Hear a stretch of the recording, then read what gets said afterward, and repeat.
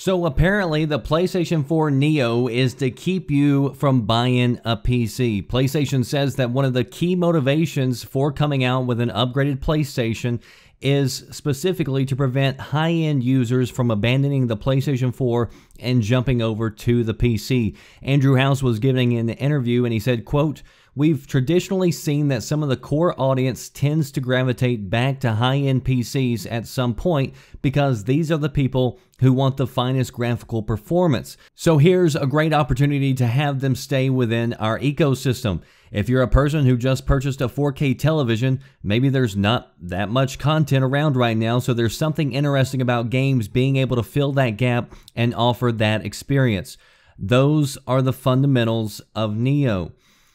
So, I mean, this is a bit surprising, right? You've got Microsoft on one hand, which, as I talked about in yesterday's video, is basically embracing PCs and implementing features that would encourage some people to actually jump over to the PC.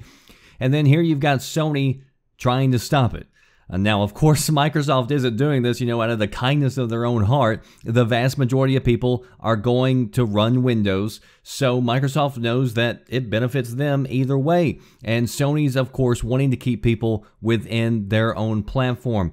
But if you go back and you watch my PlayStation 4 Neo specs video that I did a few weeks ago, which, I mean, by the way, all these leaks and rumors have been pretty much spot on for the last several weeks. We pretty much knew everything going into E3, almost everything anyway. So, I mean, in some cases that was a little bit disappointing, already kind of knowing what was going to be said and what was going to be shown. But, I mean, there were still a few surprises here and there. But with these PlayStation 4 Neo leaks that I did, you had multiple big name sites coming out like IGN, Eurogamer, Kotaku, who all independently verified that Sony had already sent out developer kits for this Neo, and so they've got the numbers. They got the documentation, so they have the numbers. They've talked to developers. They knew that Neo existed before Sony came out and said, yes, it exists. So if we're going by that news, and if you kind of hang out at tech forums occasionally, you'll see that one of the biggest gripes, however, about the PlayStation 4 Neo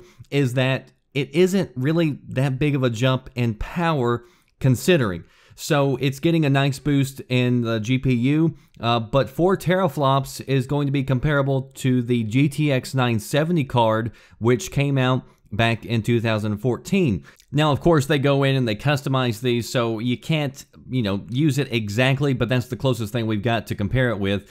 And then the Scorpio, on the other hand, is targeting at least 6 teraflops, which would be comparable to something like the GTX 1070, which is releasing later this year. But the biggest problem for Neo, at least according to all the techies who study this type of stuff, they say that according to the leaks, the biggest issue is that the PlayStation 4 Neo pretty much has the same CPU setup as the current PlayStation 4. It's just clocked a little bit faster. And so they're afraid that this is going to cause bottlenecks. So they're afraid that it's not really going to be that great of a jump in technology. So it's going to be interesting if this has the intended benefits and keeps people on the PlayStation 4 who want high-end graphics.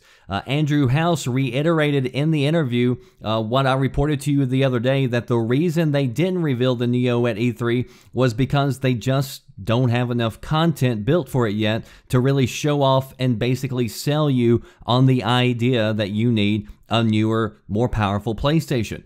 And one reason, that I hear from a lot of console gamers, that the reason they don't want to jump over to PC is because they say that they're not interested in having to constantly update their system, constantly getting new graphics cards and all this, which is really just a flat-out myth. It's not true whatsoever.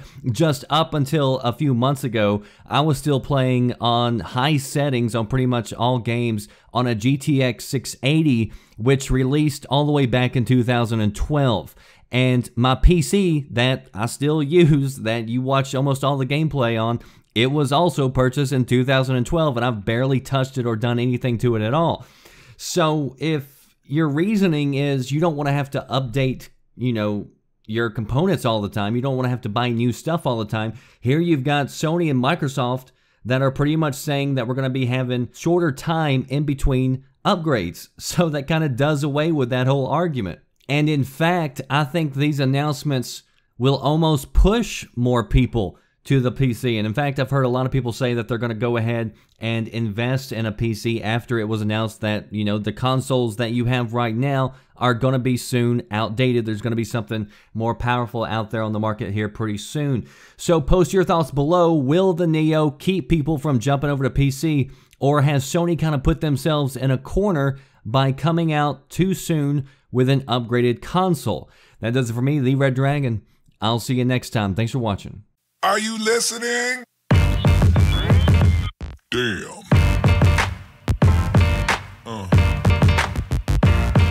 Yeah.